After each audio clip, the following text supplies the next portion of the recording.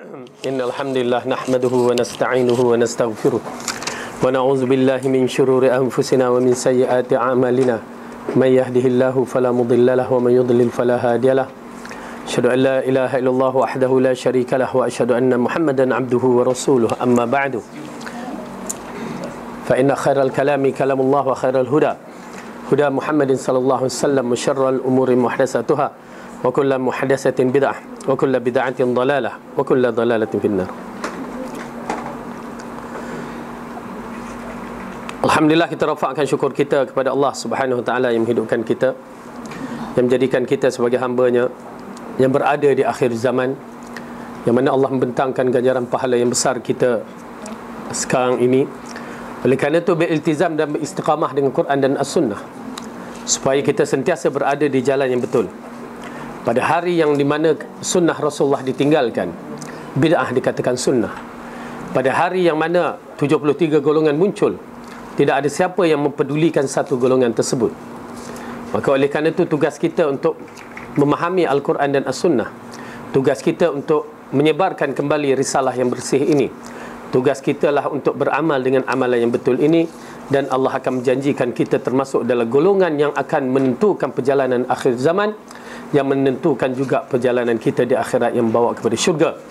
Dan mudah-mudahan Allah menjadikan kita kelompok yang dikatakan Ta'ifatul Mansurah itu. Amin ya rabbal alamin. Sejuk ke? Sejuk. Sejuk ada sini. Ustaz panas tengah panas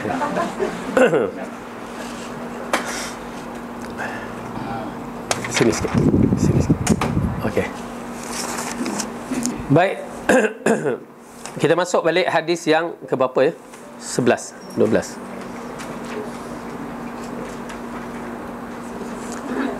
Hadis yang ke-11. Betul? Waalaikumsalam warahmatullahi. Hadis yang berikutnya pada hadis yang ke-11. Minta duduk sana. Kadang orang perempuan duduk belah sana. Boleh? Maaf. Hadis yang 11, Al-Hadi Ashar an Abi Sa'id Abdullah ibn al-Mughaffal qala naha Rasulullah sallallahu alaihi wasallam anil khadfi wa qala innahu la yaqtulu as-sayda wa la yanka al-aduwa wa innahu yafqa'u ayna wa yaksiru sinna. Muttafaqun alaih. Wa fi riwayatin anna qariban li ibni Mughaffal khadhafa فنهاه وقال إن رسول الله صلى الله عليه وسلم نهى عن خذف وقال إنها لا تصيد صيدا ثم عاد فقال أحدثك أن رسول الله صلى الله عليه وسلم نهى عنه ثم عدت تخذف لا أكلمك أبدا. Dari Abu Sa'id Abdullah ibn Mughaffal berkata, Rasulullah sallallahu alaihi wasallam melarang bermain apa tu katapel. Ya, katapel nanti kita huraikan.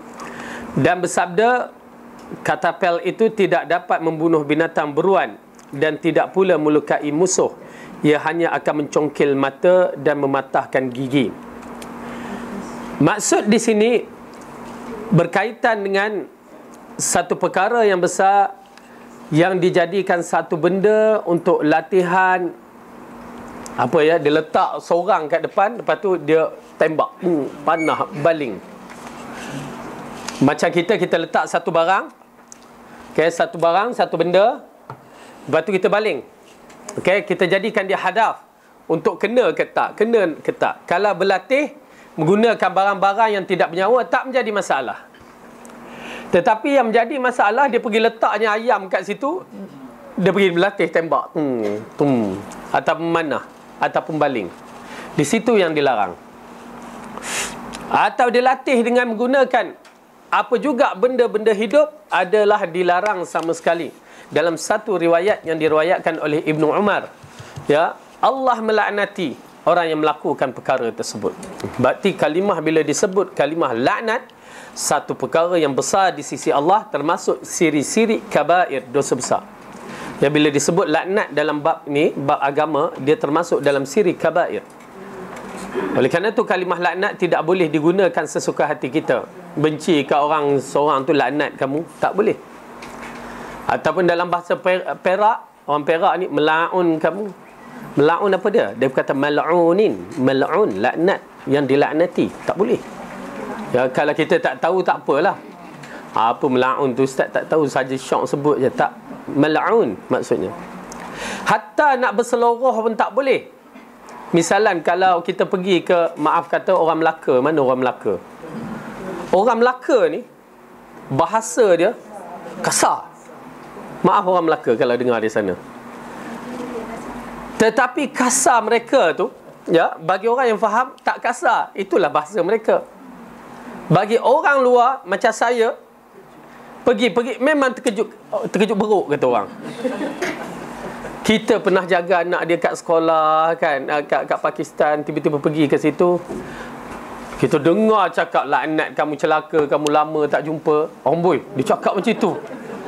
Kemana kamu hilang? Kan? Rupanya itu bahasa standard mereka, bahasa sayang mereka. Tapi janganlah guna benda sampai laknat, celaka. Tak boleh. Walaupun kita sayang, kalimah itu tidak boleh digunakan sama sekali. Guna kalimah yang beradab, berakhlak. Paling kurang Masya Allah, ya, tanda kegembiraan kita. Jadi elakkan. Berlatih, kena berlatih. Mungkin dah terbiasa, kita katakan berlatih, besar pahala tu. Gunakan bahasa yang lebih standard, lebih baik, yang tidak mengguriskan perasaan bagi orang yang tak tahu. Okey. Jadi kalimah laknat digunakan dalam hitungan yang saya buat dalam satu buku, ya, yang tak terbit dah bertahun-tahun dah. Edit. Rasa tak kena edit sudah tak keluar. Buku tu lebih kurang 100 lebih yang dilaknati oleh Allah, Rasul, para malaikat, orang mukmin dan manusia seluruhnya. Lebih 100 lebih. InsyaAllah doakanlah sebelum berangkat ke Mesir ni, dia siap pula, ya, buku tu. Di mana perkara-perkara tu diambil kira. Bila disebutkan laknat, ia jauh daripada keredaan Allah, bahkan dia dalam lingkungan kemurkaan oleh Allah. Maka kita perlu jaga-jaga. Dan jangan digunakan kalimah-kalimah. Terutamanya ayah dan ibu kepada anak-anaknya, kalimah-kalimah buruk jangan dikeluarkan dari mulut kita. Walaupun kita marah macam mana, walaupun kita orang ni jenis laser mulut, jangan pada anak-anak. Ayah dan ibu doa pada anak-anak jika kita sebut sekali. Doa. Jangan jadikan ia sebagai doa. Jadikan doa yang terbaik. Kalau marah sangat, kita sebut anak bertuah, dah lah tu. Marah tak marah pun anak bertuah. Kalau marah bunyi anak bertuah tu lain. Kalau suka lain. Tu cukup. Kerana walaupun dalam keadaan marah, anak bertuah kamu, okey, alhamdulillah, mudah-mudahan bertuah.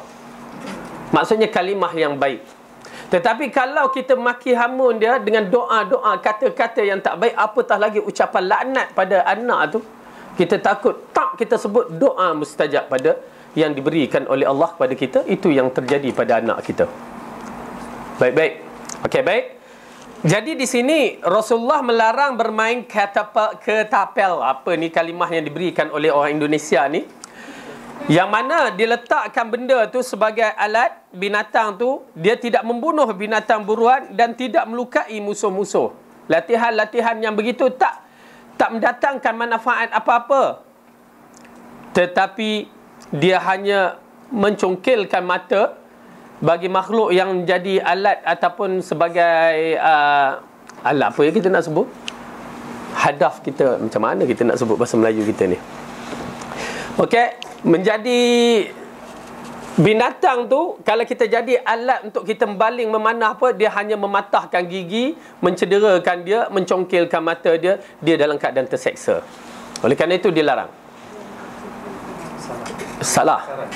Sasaran. Aywa, kita ni orang luar kan, nak sebut bahasa Malaysia pun dah lupa. Sasaran. Okey. Jadi oleh kerana itu jangan, tidak dibenarkan sama sekali. Walaupun orang tu kafir, kita nak jadikan sasaran tak boleh. Misalnya dalam peperangan kita dapat geram sangat si mat ni, ya, dia jadi orang kafir, lepas tu dia letak sebagai tembak, latih menembak. Tak boleh. Haram. Itu pasal bila isu macam dikatakan isu IS, dibakar orang. Subhanallah. Bakar itu sendiri dah dilarang, ya. Walau terhadap musuh dilarang sama sekali. Baik kamu bunuh aja, senang cerita. Bakar penuh dengan keseksaan, ya. Dan dalam hadis mengatakan hanya Tuhan memiliki api sahaja yang boleh menyeksa hambanya dengan api. Tiba-tiba kita guna api. Apa asal? Susah nak bunuh ke? Susah nak bunuh ke? Kalau nak tahu, itulah di antara perkara yang menyebabkan ianya terkeluar daripada manhaj ahli sunnah wal jamaah. Saidina Ali buat terhadap orang yang bakar, terhadap golongan Syiah Batiniyah dengan bakar, disebabkan apa? Disebabkan dia tidak lut dengan pisau kebal. Ilmu kebalnya buat macam mana pun tak jadi. Di situ baru datang. Itu pun mendapat teguran daripada para sahabat. Tetapi ni tak ada apa-apa, kan? Tak boleh, haram hukumnya. Menyeksa.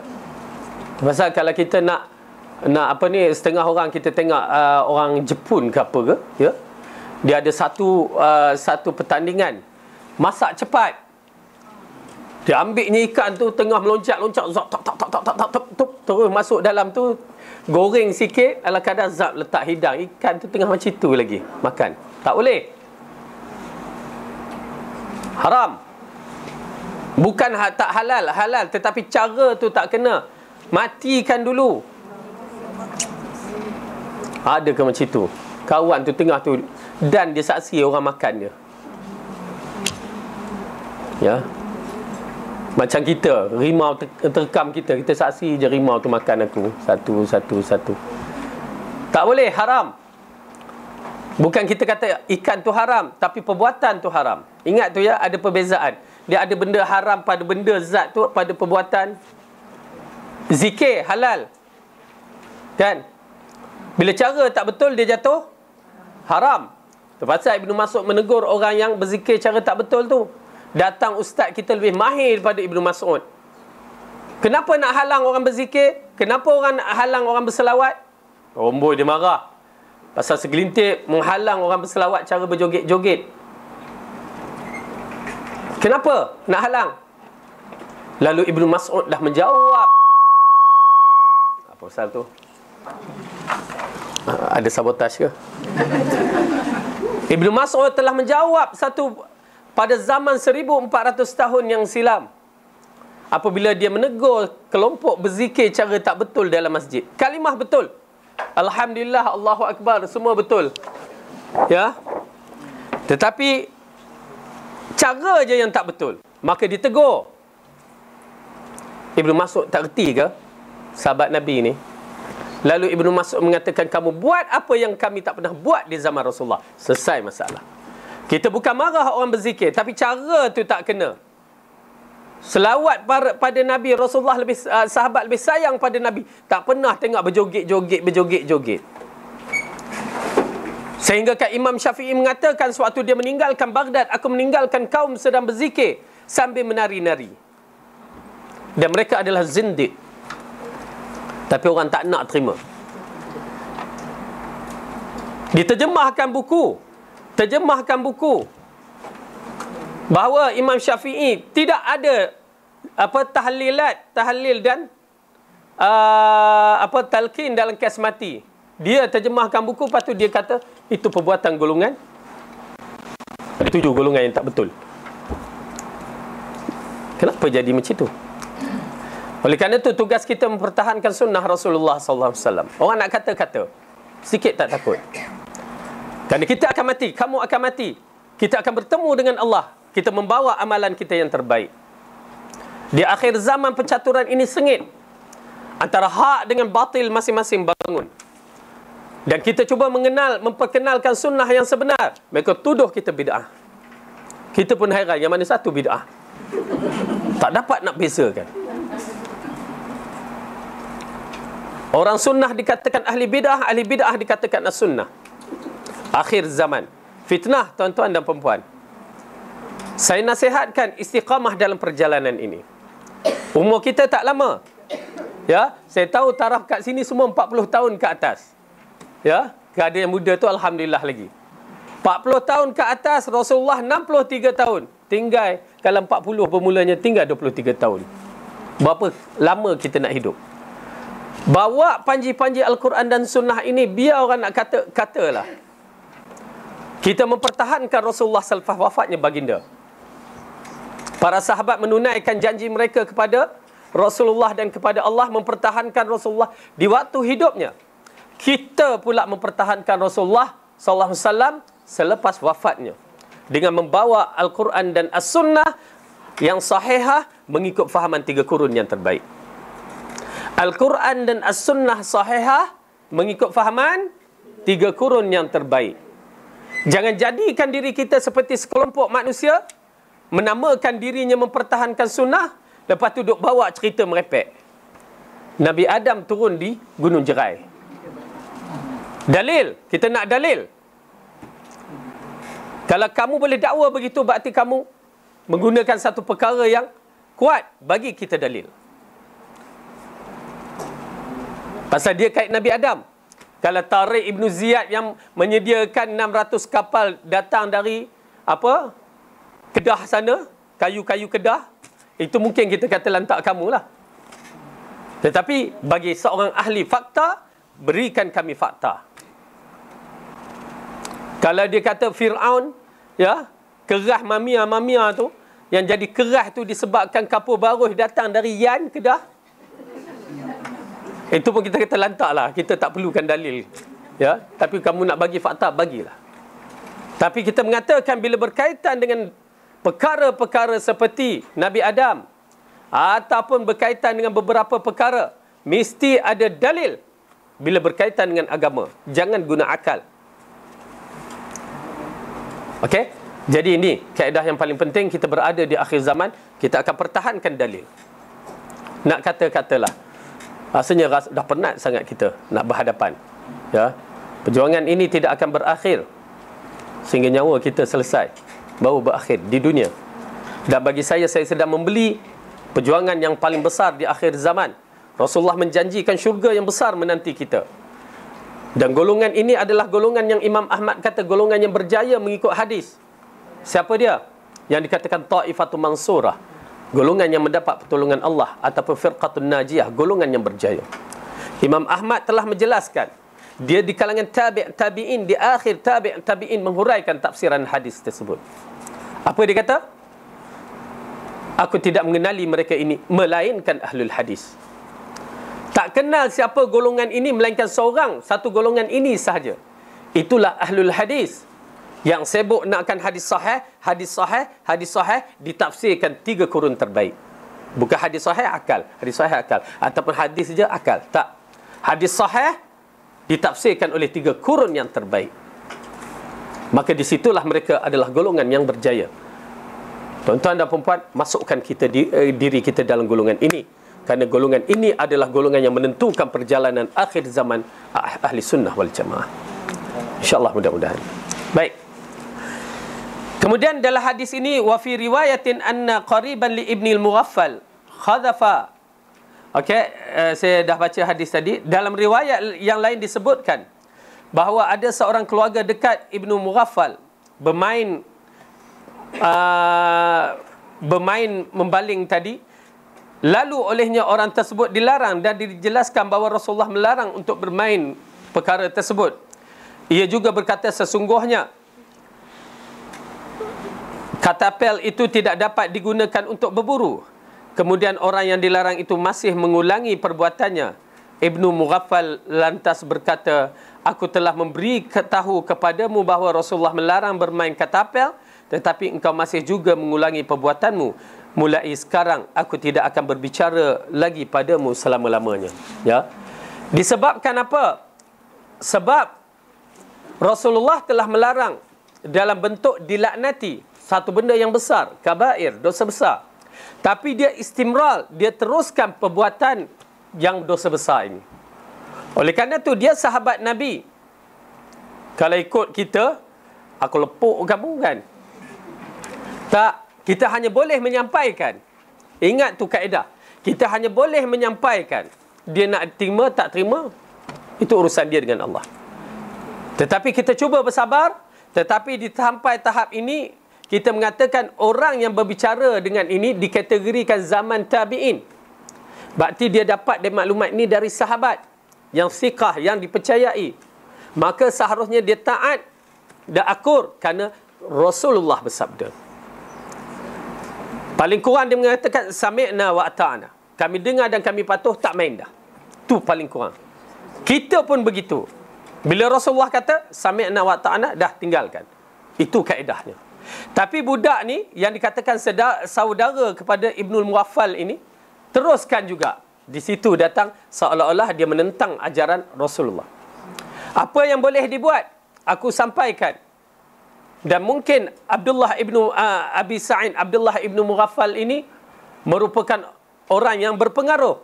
Lalu dia mengatakan, aku tidak akan berbicara kamu sehingga bila-bila. Seperti mana yang dibuat oleh Abdullah ibnu Umar terhadap anaknya Bilal.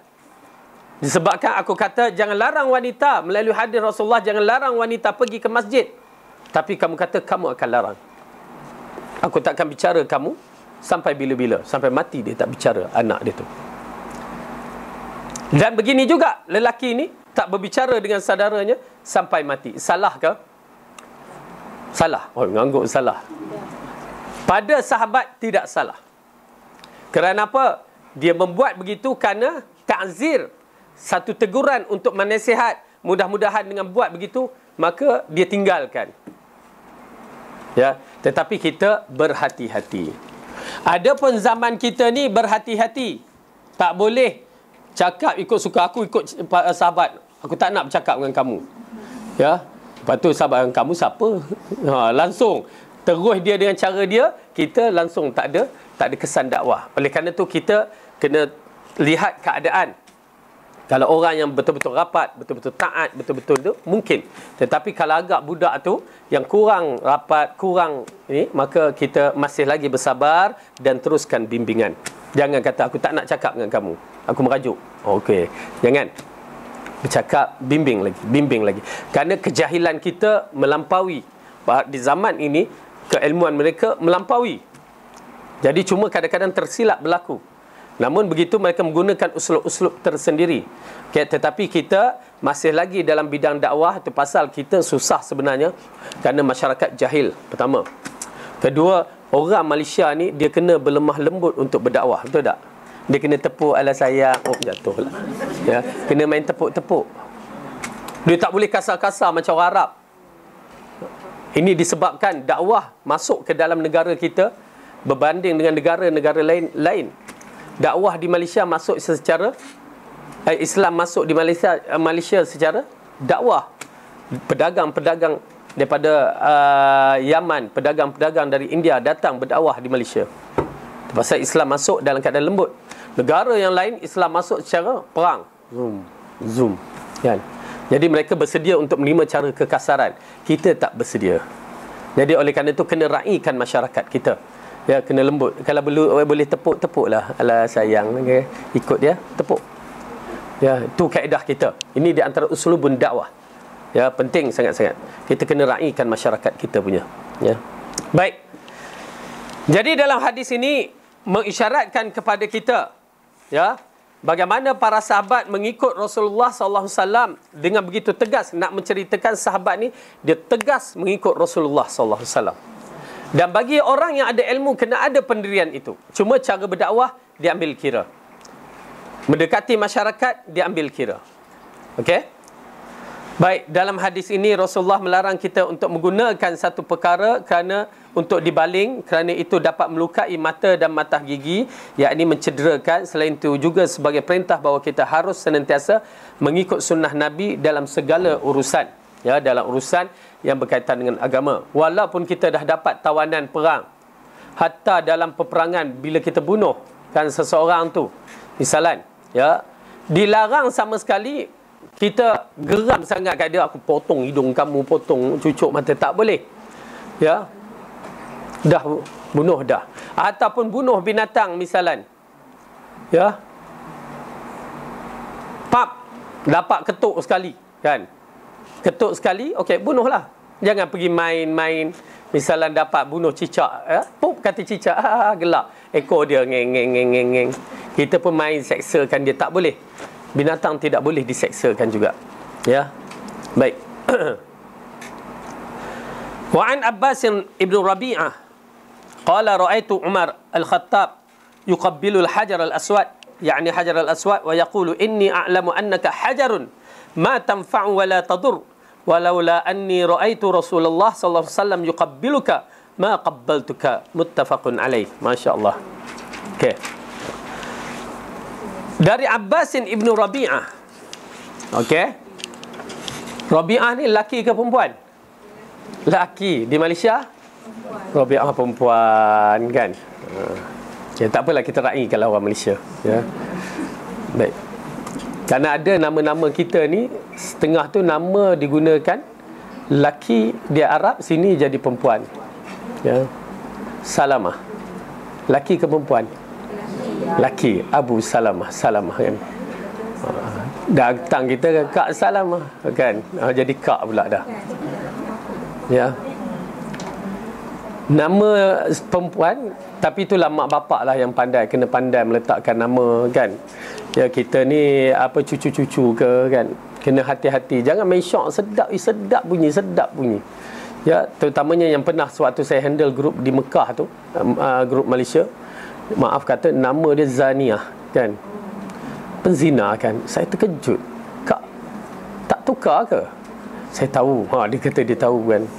Habis mak bapak yang habis orang panggil Kak apa, kan. Kita pun cuba uraikan, kan, nakkan dipanggil dengan cara yang betul. Tak boleh. Kesian budak tu, ya, sister tu.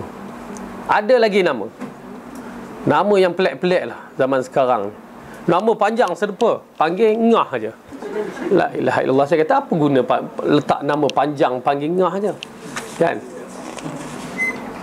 Panggil nama yang sedap.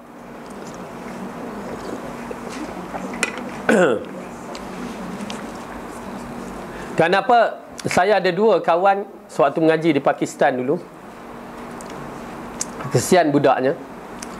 Budak lelaki, nama Rosita. Rosita, mak dia letak.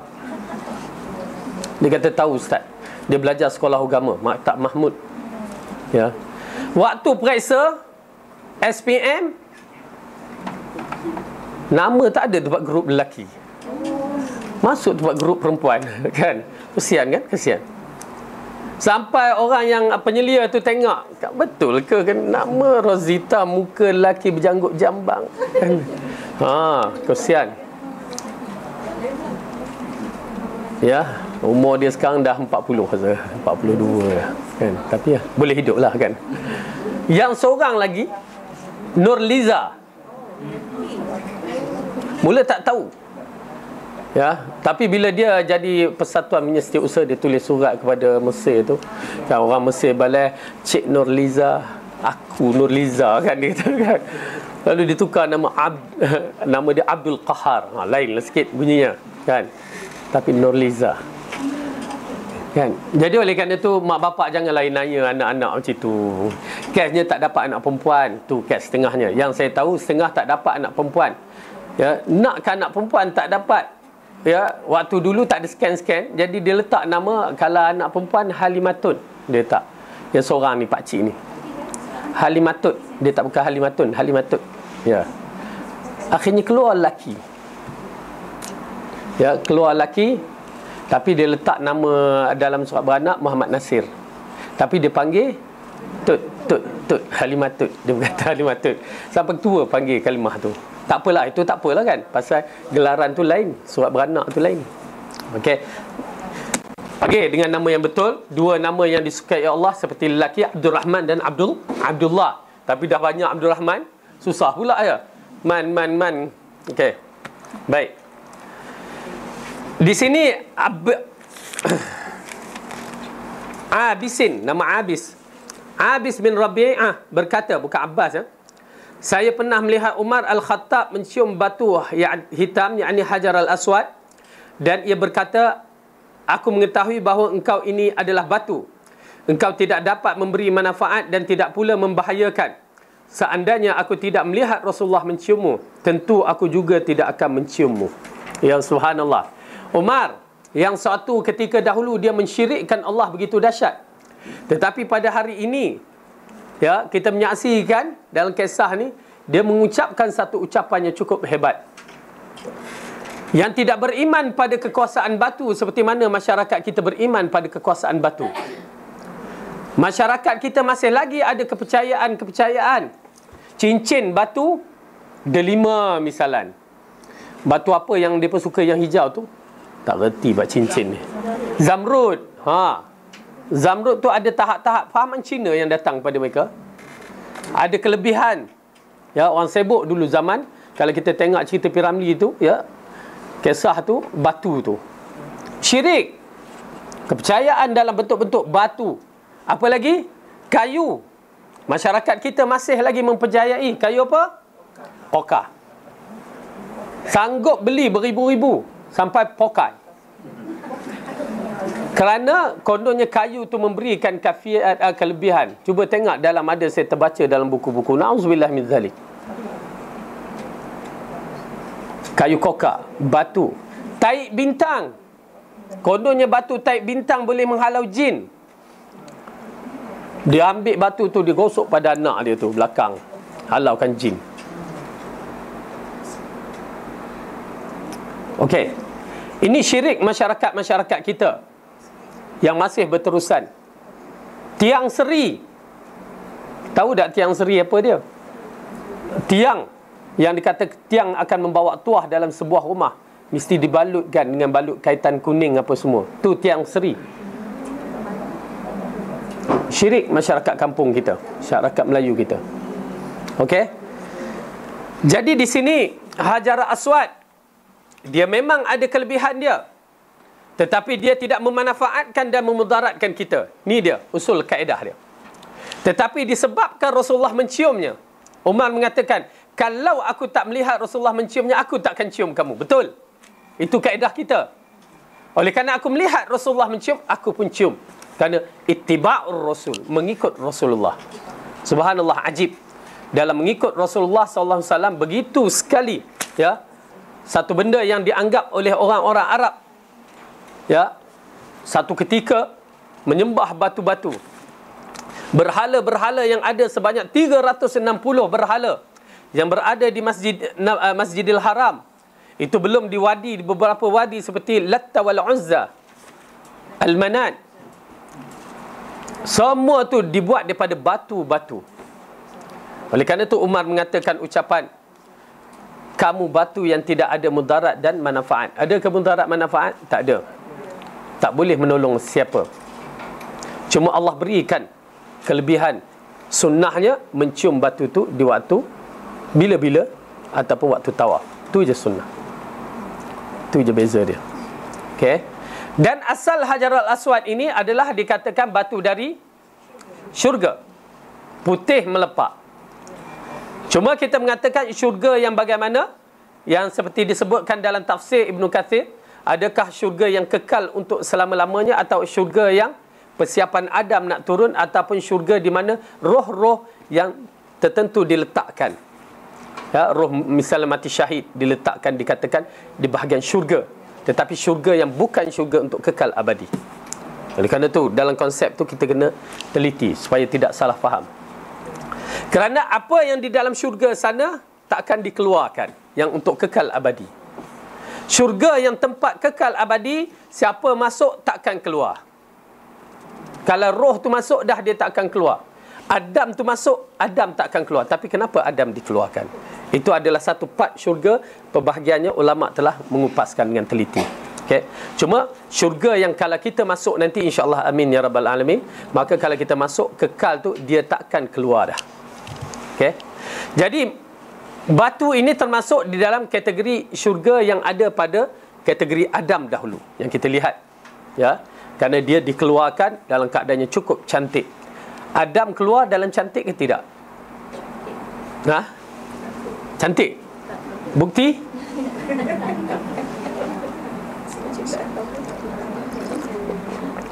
Adam keluar cantik. Tapi kenapa keturunan dia tak berapa nak cantik? Ada yang hitam, ada yang peset hidungnya, tembam, kan? Itu dah keturunan. Adam cantik. Apabila Rasulullah mengatakan kecantikan Yusuf, separuh kecantikan Yusuf dan ibunya, separuh kecantikan Adam. menunjukkan separuh kecantikan Adam. Yusuf duduk di sini, ya. Maaf kata mak datin semua sampai terpotong jari menyaksikan. Cantik tak? Cantik. Sampai potong jari tak terasa. Kalau Adam potong tengkuk tu. Cantik Adam. Subhanallah.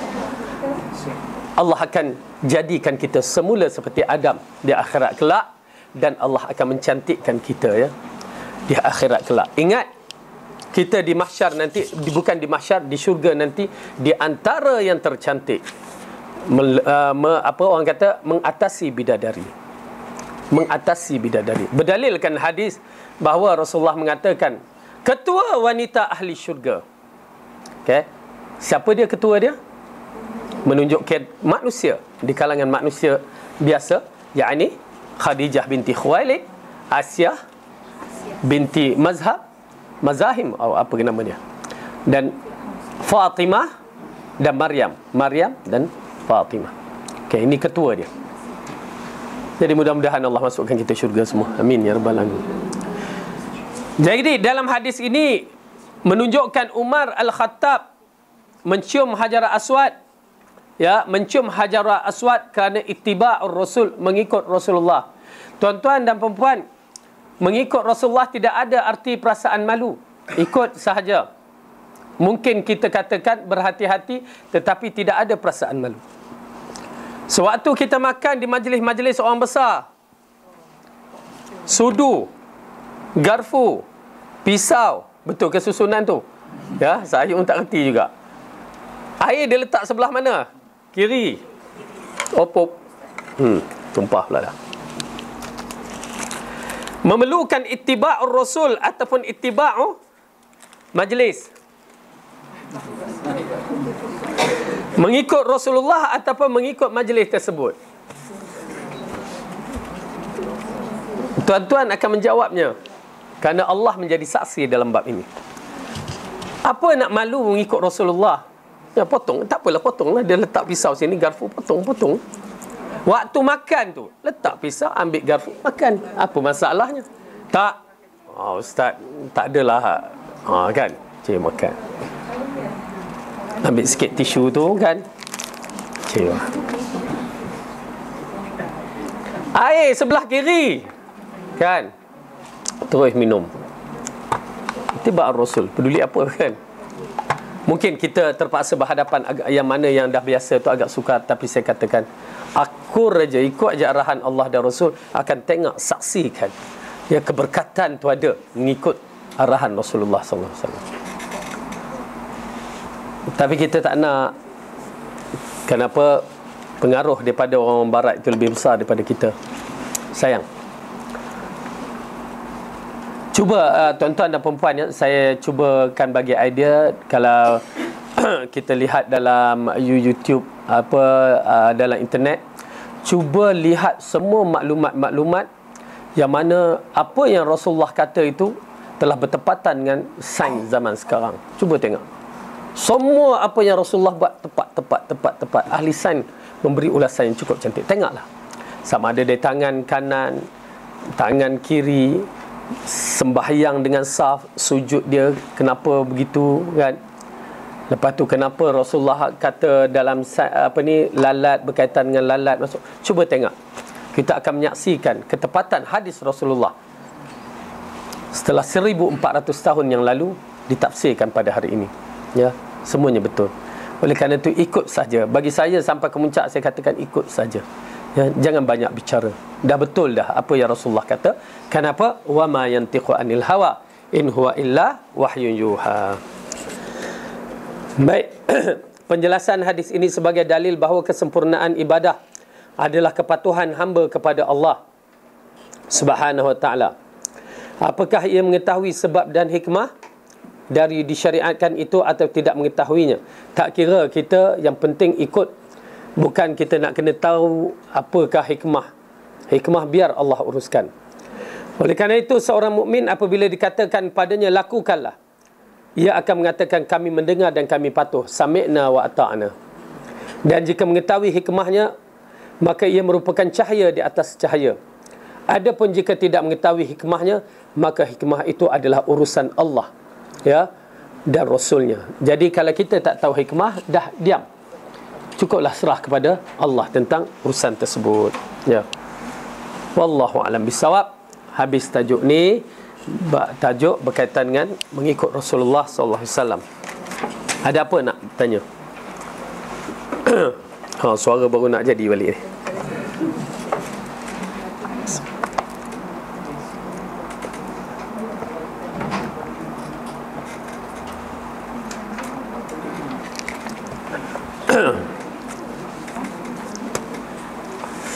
Okey? Ada? Tadi dia tak masuk ke tegur je kan. So kita macam mungkin dia 3 hari yang sama muslim tak boleh tak tegur kan. So kadang-kadang yang kita kata Okey, kita yang dikatakan sesama muslim yang tidak boleh tidak bertegur melebihi 3 hari itu, dia berkaitan dengan masalah-masalah teknikal yang dikatakan bukan masalah kita mempertahankan sunnah untuk mendidik. Dalam bab ini dia menegur untuk tidak bertegur untuk mendidik. Yang kena faham. Tetapi kalau kita sebenarnya bila berselisih bukan untuk mendidik kadang-kadang, maka tak boleh begitu. Ya, kena bertegur siapa dalam tempoh 3 hari, dan yang paling baik orang yang menegur dahulu. Tetapi dalam kisah ini dia menegur, dia tidak bertegur disebabkan untuk mengajar. Dia ada beberapa cara mengajar. Kan, cara mengajar misalan yang pernah, tapi ini ada dalil yang mana Rasulullah kepada 3 lelaki yang tidak mengikut peperangan Tabuk yang kita tahu kisahnya. Boikot yang pertama tidak menegur dia. Ya. Kenapa? Bila tidak menegur dia, mungkin ada datang kesan, ya, orang yang rapat tak menegur dia, satu benda yang sedih sangat-sangat. Paling rapat tak boleh tegur, tak nak tegur dia. Sedih tak? Di saat itu dia akan datang satu perubahan untuk membentukkan diri dia. Dan kisah 3 orang itu, satu masyarakat tak menegur dia. Syat. Pulaukan dia. Tetapi itu semua di bawah program wahyu untuk mendidik. Dan kita menyaksikan 3 orang ni benar. Dan dia kalau orang tak tegur pun dia tetap bersama Islam. Kita takut pada zaman sekarang kalau kita tak tegur dah habis. Dia tinggalkan kita, dia berkawan dengan orang lain. Sadaqallahul azim. Lagi berbahaya. Oleh kerana itu kita kena renung bab ni. Okay. Jadi sebenarnya tegur yang dikatakan itu, siapa yang tak bertegur, siapa yang dilarang, itu bentuk kita tengok teknikal, yang mana berkaitan kesilapan yang ataupun dia bukan isu-isu yang agama. Dan itu yang kita kata dalam bab ini, dalam siri dakwah pun kita kena perhatikan elok-elok kalau kita nak buat. Jangan pada semua orang, semua perkara kena perhati elok-elok. Kerana kalau kita tak tegur, orang lain tegur, orang lain ambil kesempatan, akhirnya dakwah lari. Kita kena berhati-hati. Wallahu a'lam. Ada lagi?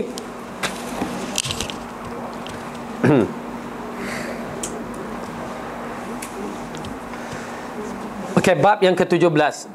Bab wujubil inqiyad li hukmillahi ta'ala wa ma yaquluhu min man du'iya ila dhalika wa amrin bima'rufin aw nahyi 'anil munkar. Bab yang ke-17, bab mengikuti hukum Allah dan apa yang diucapkan oleh orang yang diajak untuk itu, serta memerintah berbuat kebaikan dan melarang berbuat keburukan. Ini di antara bab yang penting untuk kita fahami supaya kita mengikut hukum Allah tanpa banyak bicara. Tuan-tuan dan perempuan, saya harap sangat cuba latihkan kita terjun bila dengar kalam Allah, bila dengar kalam Rasul, sami'na wa ata'na. Saya katakan berlatih. Jangan nak komen, jangan kita disebabkan kita pakar perbahasan misalnya kita terus bagi pengundi. Tak. Sami'na wa ata'na, berlatih. Ya. Kita akan rasa kemanisan iman sebenarnya. Pum, datang satu isu misalnya, kita tengok qaul Allah dan Rasul apa kata, sami'na wa ata'na. Amalan yang selalu kebiasaan kita buat, tiba-tiba kita dengar tak ada hadis kata begitu, kita cuba dapatkan kepastian, tak ada, terus sami'na wa ata'na. Jangan kata aku dah buat lama, tak ada orang tegur. Jangan. Kerana perkara ini sewaktu kami belajar dilatih. Sampai saya katakan dalam satu abang senior kita waktu tu, dia kata Rasulullah tak bagi buat begini, main begini. Ada satu main, saya main juga kan, kita orang Malaysia. Lepas tu dia cakap lagi kali kedua, okey. Lepas tu kali ketiga dia cakap, saya kata tunjukkan dalil, bagi dalil saya akan taat. Kita melawan macam tu. Waktu tu baru lagi kan, tapi dia boleh cakap Arab sikit-sikit. Bagi dalil, aku ikut. Dia tarik saya pergi ke perpustakaan universiti waktu tu. Dia ambil fatwa Ibn Taymiyah tu, dia ambil jilid berapa saya tak ingat. Dia keluarkan, dia bukakan hadis Rasulullah sallallahu alaihi wasallam naha begini. Sami'na wa ta'na. Habis, terus tinggal macam tu je. Alhamdulillah, Allah bagikan kekuatan. Terus tinggal, terus tak nak main pun. Dah ada qaul Rasulullah, buat apa lagi? Selama ni dia cakap macam tu je. Ya, tapi hari ni kita dah tengok, okey. Sami'na wa ta'na. Alhamdulillah. Kena berlatih untuk menerima arahan Allah dan Rasul tanpa banyak bicara. Ya, baik. Bab ini menunjukkan atas kuatnya pegangan para sahabat terhadap perintah Allah dan Rasulnya. Selain itu, dalam bab ini kita dapat mengetahui bahawa Allah tidak akan memikulkan kepada kita sesuatu yang tidak mampu kita pikul. Juga tidak membebani kecuali sesuatu dengan apa yang mampu kita laksanakan. Kerananya sudah menjadi kewajipan kita untuk melaksanakan perintah Allah dan Rasulnya. Perintah Allah dan Rasulnya, dan kita dianjurkan untuk mengucapkan sami'na wa ata'na, kami dengar dan kami patuh. Kalimah simple, tapi nak mempraktikalkan susah. Melainkan hawa nafsu kita diletakkan ke tepi. Perkara yang kita cintai letak ke tepi. Dan sampai satu tahap, bila seruan itu sampai, walaupun ke atas diri kita, ke atas isteri kita, suami kita, anak-anak kita, mak dan ayah kita, maka keputusan muktamad sami'na wa ata'na, hanya untuk Allah. Susah tu sebenarnya. Nampak senang tapi susah. Sampai tahap satu perkara itu dikaitkan dengan diri kita, sami'na wa ata'na. Isteri kita, sami'na wa ata'na. Ya, dia sampai memainkan peranan berkaitan dengan orang-orang yang paling rapat dengan kita. Allah nak uji iman kita. Kalau tidak adalah qaul sami'na wa ata'na, habis kita. Oleh kerana itu, bila Umar ditanya cinta dia kepada Rasulullah, ya, pada peringkat awal dia menjawab, aku cinta kepadamu ya Rasulullah melebihi daripada orang lain kecuali aku, kecuali diri sendiri. Rasulullah kata, belum ya Umar, belum. Kenapa? Kecintaan diri itu masih ada lagi. Lalu Umar mengatakan, aku mencintai kamu melebihi semua orang dan termasuk diri aku. Al-an ya Umar, sekaranglah terbuktinya. Jadi memerlukan kecintaan kita kepada Allah dan Rasul untuk kita mentaati apa arahan-arahan. Kalau kita dah bersedia, maka kita baca hadis, kita boleh nampak. Tapi kalau kita tak bersedia, masih lagi orang-orang di keliling kita ataupun diri kita lebih kita cinta, maka di sana ada masalahnya. Kita tak akan dapat mempraktikalkan apa yang Allah dan Rasul nak. Jadi di sini kita mulakan ayat ini. Bagi saya, ayat ini adalah di antara ayat yang besar. Ayat dalam surah An-Nisa, Allah berfirman, A'udzubillahi minasyaitonirrajim. Fala wa rabbika la yu'minuna hatta yuhakkimuka fima shajara bainahum thumma la yajidu fi anfusihim harajan mimma qadaita wa yusallimu taslima. Maka demi Rabbmu, mereka pada hakikatnya tidak beriman hingga mereka menjadikan kamu hakim terhadap perkara-perkara yang mereka perselisihkan. Kemudian mereka tidak merasakan dalam hati mereka suatu keberatan terhadap keputusan yang kamu berikan, dan mereka menerima dengan sepenuh-penuhnya. Okey. Ayat ni menceritakan tanda orang yang beriman betul-betul kepada Allah ialah, dan juga kepada Rasulullah, apabila mereka mengambil Rasulullah adalah penentu segala hukuman, ketetapan. Hadis kata begini, kita kata begini, siapa yang kita nak utamakan? Allah kata begini, ustaz kata begini, siapa yang lebih besar kita nak utamakan? Baik, jadi di sinilah datang Allah mengatakan, mereka tidak beriman hingga mereka menjadikan kamu hakim terhadap mereka perselisihkan. Pertama, kita ambil Rasulullah sebagai hakim untuk membuat keputusan. Kemudian dah kita ambil Rasulullah buat keputusan, kita kena redha tanpa banyak bicara. Orang kata tanpa kenapa ya? Mengapa ya Rasulullah, kenapa? Mengapa? Tak ada. Sami'na wa ata'na dulu. Aku terima dan aku patuh. Aku buat. Dah. Jangan fikir lain. Nak yang macam itu. Boleh bersedia? InsyaAllah. Kalau boleh bersedia, kita akan berjalan seterusnya nanti. Kalau boleh bersedia, ingat Allah akan uji kita. Nak naikkan iman kita, itu yang tak tahan tu Ustaz, tu yang suspend tu.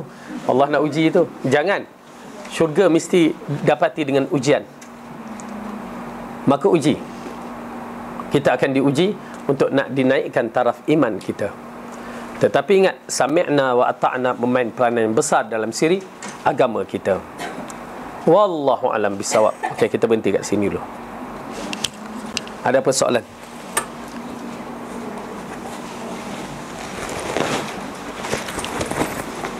Ya, nam.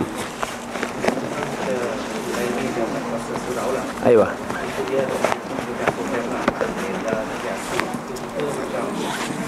Kalau kita tinggal teruslah, seorang kita pergi sekali-sekala lah, boleh ke? Bukan tujuan nak baca Yasin sekali tu, tapi untuk taktik dakwah. Mudah-mudahan tak ada masalah lah. Pasal kita pun ada plan. Bagi saya, ya memang itu di antara perkara yang perlu kita renung. Kan, kita perlu renung bagaimana kita nak berhadapan dengan masyarakat. Mungkin kita terpaksa dalam bab itu, ialah benda tu memang tak kena, tetapi kita cuba menghadirkan diri kita bukan di atas alasan untuk meraihkan, tetapi di atas alasan untuk mengambil kesempatan jalan-jalan dakwah yang ada. Mudah-mudahan lepas ni, okey, hari ni mungkin mereka baca Yasin, lepas tu kita ambil ustaz sunnah ke untuk berceramah mengajar. Bila masuk berkaitan dengan Yasin misalan, okey, kita kupaskan tentang hadis-hadis Yasin. Di situ akan datang membuka minda mereka. Selama ni mereka membuat di atas dasar jahil, tak tahu, ikut-ikut. Tetapi bila ada ustaz menerangkan, okey, hadis Yasin berkaitan dengan Yasin, ada hadis daif, ada hadis mungkar, jadi di situ akan datang.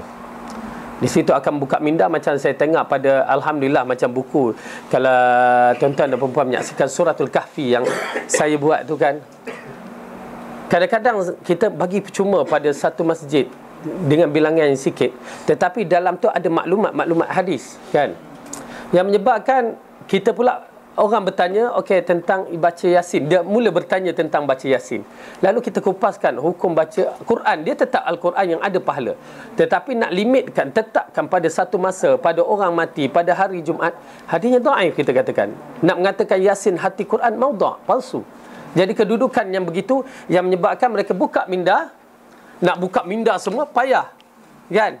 Jadi buka sikit-sikit, akhirnya datang orang yang kuat, dia bagikan dia. Okey, kita buat macam ni, minggu ni baca Yasin, minggu ni baca Kahfi. Okey, itu dah mukadimah yang cantik bagi kita. Kan? Lepas tu lama kelamaan, masya-Allah, program dah. Okey, siang kita baca Kahfi, Yasin dah tak dengar dah. Jadi dia datang dalam bentuk step by step, ya, dengan syarat jangan tergopoh-gapah dari siri dakwah. Bagi saya, mungkin itu di antara perkara yang kita nampak dakwah yang baik, perlahan-perlahan, ya. Dan jadikan kita kalau boleh orang yang ketengahkan diri kita sebagai orang yang dapat memainkan peranan menyebarkan dakwah. Ingat ya, tuan-tuan dan perempuan, satu sahaja orang mengikut tuan-tuan dan perempuan, pahalanya dah kita dapat. Bukan dapat sekarang, dibawa orang lain kita dapat lagi, dan menyebabkan di dalam kubur kita berterusan dengan amal soleh yang kita lakukan tu. Wallahu alam. Ya, nam. Ya, tadi saya cakap hadis yang menyatakan Yasin itu sebagai hati Al-Quran. Kata Ustaz tadi dia palsu. Jadi daripada sanad mana yang, daripada apa? Dari segi apa yang dia tu palsu? Sama ada perawi ke? Dia berkaitan dengan perawi, biasanya perawi. Kalau perawi kazab, penipu, maka palsu lah. Dia ada taraf daif, ada taraf palsu dalam bab tu. Itu memang palsu lah. Dia bercampur. Dia tengok dia banyak riwayat-riwayat. Ya, tapi salah satunya palsu. So kita tak ambil lah dia sebagai Dah palsu? jadi dia palsu lah. Dah palsu. Gigi palsu dengan gigi betul sama ke? Maknanya bukan lemah tak, memang palsu, memang bohong. Dia ada, itu saya kata ada satu, dia ada beberapa riwayat. Tapi saya ketengahkan yang tadi itu palsu.